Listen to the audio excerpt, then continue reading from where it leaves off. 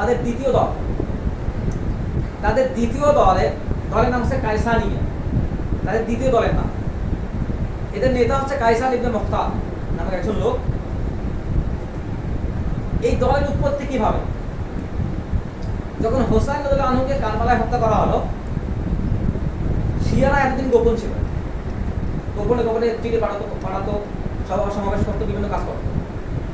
কিন্তু হোসাইন রাদিয়াল্লাহু আনহুকে হত্যা করার পরে তারা সহিংস হয়ে যায়।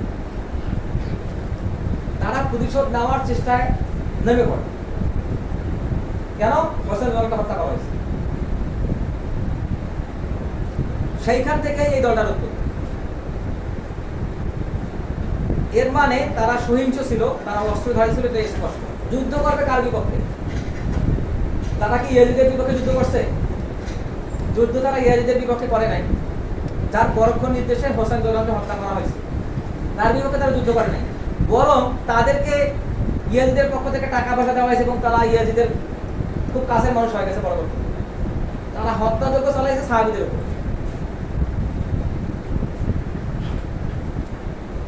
এরা বলা শুরু করে যে যারা আলীর বংশে নয় এবং যারা আলীর অনুসারী নয়, তারা মুসলিম নয়, তাদেরকে হত্যা করা জায়েজ। এরাই তো খারিজার কারা হবে। এরপর হচ্ছে এরা প্রথমে ইরাক এবং ইরাক এবং ইরানে সক্রিয় হয়, সংঘবদ্ধ হয় এবং আশেপাশে যেসব শাসক আছে তাদেরকে চ্যালেঞ্জ করতে থাকে, তাদের বিপক্ষে বিদ্রোহ করতে থাকে। যারা মুসলিম শাসক থাকে তাদের বিপক্ষে বিদ্রোহ করা শুরু করে। বিভিন্ন যুদ্ধে তারা অংশগ্রহণ করে, বিদ্রোহে, এবং কায়সান যুদ্ধক্ষেত্রে মারা যায়। এই দলের যে প্রতিষ্ঠাতা। পরবর্তীতে যেহেতু নেতা মারা গেছে, তারা কিছুক্ষণ সক্রিয় থাকে কিছুদিন। এরপর ইমামিয়া শিয়াকে ইসনা আশারিয়া শিয়া, যারা 12 জন ইমামে বিশ্বাসী, তাদের বিশ্বাসটা বা তারা এই লোক সকল তারা ইমামিয়া শিয়াদের ভিতরে ঢুকে যায়, রূপান্তর হয়ে যায় এই শিয়া দলটা। তাদের একটা মৌলিক বিশ্বাস হচ্ছে তারা মুহাম্মদ ইবনে হানাফিয়াকে এ সম্পর্কে বলতে গেলে আরেকটা ইতিহাস আসবে। এই মুহাম্মদ ইবনে হানাফিয়ার পুনরাগমনে বিশ্বাসী, মানে রজাআতে বিশ্বাসী। আহলে সুন্নাহ ওয়াল জামাতের আলেমগণ তাদের ভিতরে মৌলিক কোনো কুফর না থাকার ফলে তাদেরকে কেউ বলছেন বিদআতি, খুব কম সংখ্যক আলেম বলছেন যে তাদের ভিতরে কুফর আছে, তারা কাফের, মানে তারা বিদআতি হওয়ার সম্ভাবনাই বেশি। এরপরে তাদের আরেকটা দল হচ্ছে জাইদিয়া। কায়সানিয়ার পরে যে দল উৎপত্তি সেটার নাম হচ্ছে জাইদিয়া।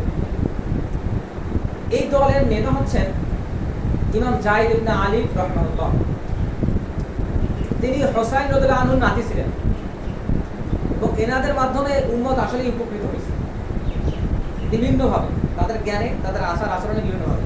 কিন্তু এই লোকগুলোকে তাদের বিশ্বাস সম্পর্কে অতিরঞ্জিত কারী হচ্ছে শিয়ারা। তো ইমাম জাইদ ইবনে আলী উনি হোসাইন রাদিয়াল্লাহু আনহুর নাতি ছিলেন। তার যারা অনুসারী ছিল তাদের বিশ্বাস ছিল ইমামত শুধুমাত্র আলীর জন্য, এই বিশ্বাসটা ছিল, এবং অন্যায় শাসকের বিপক্ষে বিদ্রোহ করা উচিত। অন্যায় শাসক কারা? যারা আলীর ইমামত না মেনে শাসক হয়েছে, তারাই হচ্ছে অন্যায় শাসক। এদের আকীদায় বাধা নাই। বাধা মানে আল্লাহ যে সিদ্ধান্ত পরিবর্তন করে এটা তাদের আকীদা নয়। এদের আকীদায় রজাআত নাই, যে ইমাম আবার ফেরত আসবে, এটাও নাই। এদের আকীদায় তাকিয়া নাই।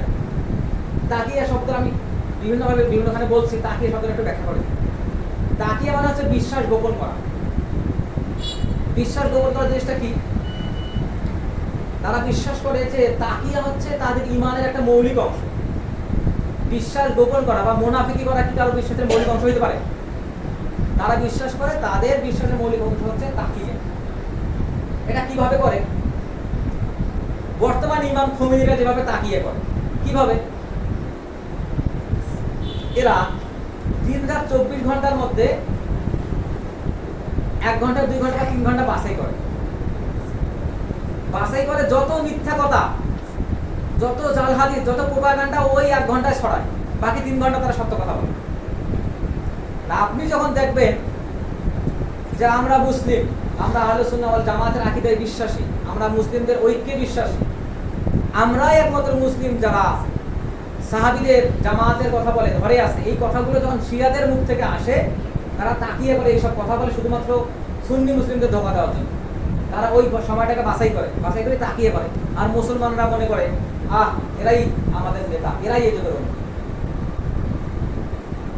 আপনাদের কাছে যখন আমি ইসমাইলিয়া শিয়া যারা আছে তাদের ইতিহাস আলোচনা করবো, যারা মিশরে খেলাফত প্রতিষ্ঠা করেছিল, ফাতিমি খেলাফত, তাদের এই আকীদাটা তারা খুব সুন্দর রূপে পালন করতো, তাদের সেই ইতিহাস হিসেবে তখন চলে আসে।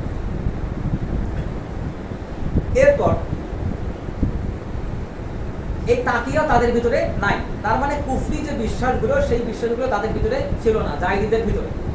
আচ্ছা, এদের অন্যতম একটা ইতিহাস হচ্ছে উমাইয়া খেলাফতের হিশাম, সম্রাট হিশামের বিপক্ষে তারা একবার বিদ্রোহ করেছিল।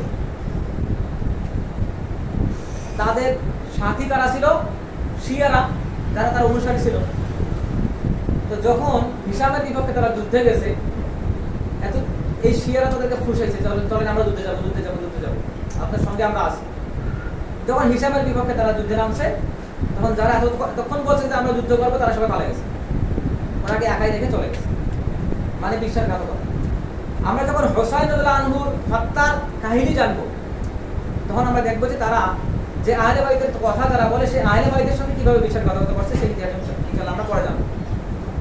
এরপর 890 খ্রিস্টাব্দের দিকে ইয়েমেনে তারা একটা ইমামত প্রতিষ্ঠা করে, যা 1962 সাল পর্যন্ত, বর্তমান সময় 1962 সাল পর্যন্ত যেটা প্রতিষ্ঠিত ছিল। 16 শতকে যখন সাফাভিদ রাজবংশের প্রতিষ্ঠা হয়, সেই রাজবংশের বিভিন্ন চাপে বা বিভিন্ন কারণে, বিভিন্ন প্রভাবে তারা এই বংশের এই বিশ্বাসের অধীনে চলে যায়।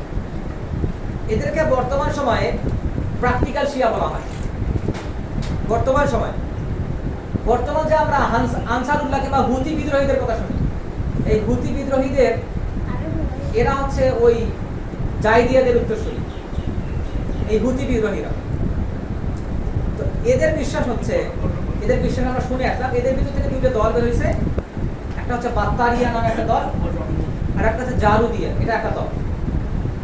এদের প্রথম দল হচ্ছে জারুদিয়া, তারা সাহাবীদের বিপক্ষে বিদ্বেষ পোষণ করে, এবং দ্বিতীয় দল হচ্ছে বাত্তারিয়া, যারা সাহাবীদের বিপক্ষে বিদ্বেষ পোষণ করে না। তো শিয়াদের যে 25টার মতো উপদল আছে, এই উপদলগুলোর মধ্যে এই জাইদিয়াই একমাত্র উপদল, যাদের বিশ্বাস সম্পর্কে আহলে সুন্নাহ ওয়াল জামাতের আলেমগণ বলেছেন আয-যাইদিয়া আকরাবু ইলা আহলি সুন্নাহ মিন আর-রাওয়াফিদিয়া। এই জাইদিয়া হচ্ছে শিয়াদের সকল দলের চেয়ে আহলে সুন্নাহ ওয়াল জামাতের খুব কাছাকাছি, আমাদের বিশ্বাসের কাছাকাছি। কেন? তাদের ভিতরে বাধা নাই, তাদের ভিতরে তাকিয়া নাই, তাদের ভিতরে রাজাআত নাই, কিন্তু তারা আলী রাদিয়াল্লাহু আনহু কিংবা আহলে বাইতের অতিরিক্ত মর্যাদায় বিশ্বাসী। এটা একটা বিদআত, কিন্তু তাদের বিশ্বাসের ভিতরে কুফরি নাই জন্যই আহলে সুন্নাহ ওয়াল জামাতের আলেমগণ তাদেরকে আহলে সুন্নাহ ওয়াল জামাতের কাছাকাছি বলার চেষ্টা করছেন। এরপর সবচেয়ে বিখ্যাত এবং গুরুত্বপূর্ণ